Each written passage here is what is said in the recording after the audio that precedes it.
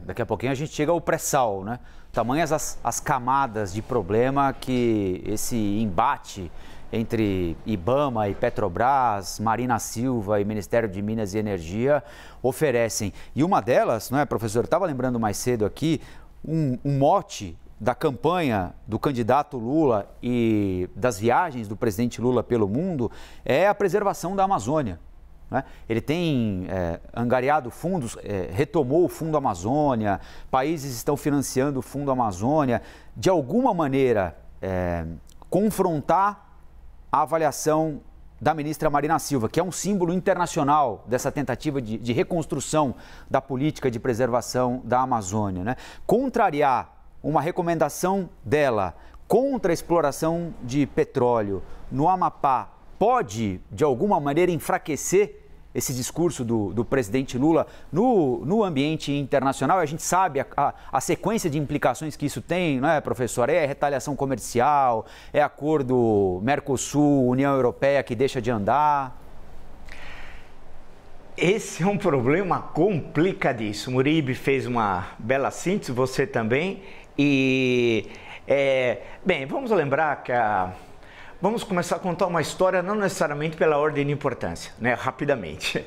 A senhora Marina Silva se deslocou da política do Acre para São Paulo. Ela foi eleita deputada federal por São Paulo e ela até apareceu foto andando com um cachorrinho no Alto de Pinheiros, e nós sabemos que ela não tem qualquer vinculação com o estado de São Paulo. Mas não foi o caso único. Vide Rosângela Moro, por exemplo, ou vide Eduardo Bolsonaro. Esse já passou mais de uma década representando um estado que ele nem sabe aonde fica, né? Bem, primeira coisa, mas isso não é a razão fundamental da questão em relação à senhora, a ministra Marina Silva. É bom lembrar que a exploração, pelo que eu li, é a 175 quilômetros da costa. 175 quilômetros da costa, é do pré-sal. Não é uma exploração no coração da floresta amazônica, é a 175 quilômetros do litoral. É a exploração do pré-sal. Então é necessário, alguém vai dizer assim, mas isso diminui a questão? Não, isso começa a desanuviar a questão. É necessário entender que é uma exploração do pré-sal. O Brasil é o país no mundo que tem a tecnologia a melhor e a mais eficiente da exploração do pré-sal e também do enfrentamento de questões de meio ambiente em relação a esse tipo de exploração.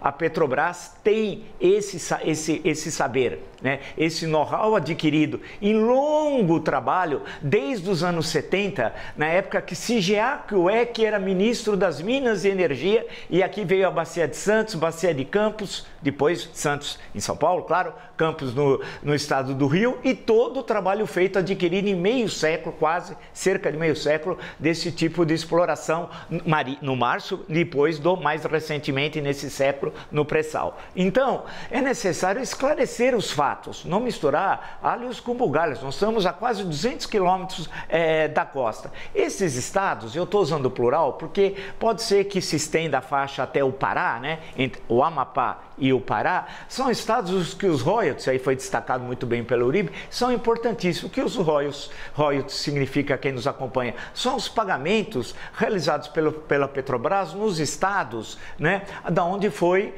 considerado o mar territorial. Aí vai se fazer uma divisão que não é fácil de ser feita, vide questões de São Paulo, Rio e Espírito Santo, há poucos anos atrás, mas há uma área que seria, então, a extensão territorial no mar, entenda-se, do Amapá e do Pará, e se pagaria os royalties correspondentes à exploração de petróleo. São estados muito pobres, especialmente o Amapá, que é um estado mais recente, criado pela Constituição de 1988, que tem demandas sociais muito grandes, né, nós sabemos, e que tem de enfrentar essas questões no campo econômico, social. Vimos recentemente no campo da pandemia, né, o que aconteceu, vimos no campo da energia elétrica. Vale recordar os problemas na eleição em Macapá, né? Já teve, por fim, e para não me estender muito, uma questão que o Brasil não lembra, mas a minha função é do Fernando Brant, minha arma é que a memória guarda, não é isso? O projeto Jari. Um dia, sobrando tempo, a gente fala sobre o projeto Jari, do Daniel Ludwig. Foi o maior projeto feito na Amazônia, mas era um capitalista americano, já falecido, e como em todo capitalismo, você ganha ou perde. Só no Brasil que o capitalista não quer perder, só quer ganhar. E ele acabou fracassando, né? E lembrar daquela grande fábrica de celulose que ele trouxe por mar do Japão para a região entre o Amapá e o Pará. Né? E aí tem uma longa história sobre isso. Em suma e concluindo, eu acho que em termos econômicos não vejo o problema da exploração na região, em termos ambientais não vejo o problema também. Agora, essa questão política, ela é muito complicada e caso o presidente da República decida pela suspensão das pesquisas que as pesquisas poderão levar à exploração do pré-sal, não se sabe a quantidade, se economicamente é viável ou não, ele vai perder apoio no mínimo, dos 3 senadores do Amapá e também do Pará, e vai criar um problema sério para ele, inclusive, como foi bem lembrado, na CCJ, para a nova nomeação do ministro do Supremo Tribunal Federal. Por outro lado, se decidir pela continuidade, Marina Silva pode chegar e a única representante da rede, vale lembrar desse partido, Rede de Sustentabilidade, no Congresso. É buscar uma solução que o Lula no passado conseguia fazer, uma solução intermediária, né? Qual é? Eu não sei, tem de haver um tipo de conversa. Agora, em falar que essa exploração leva à destruição da floresta amazônica é uma falácia.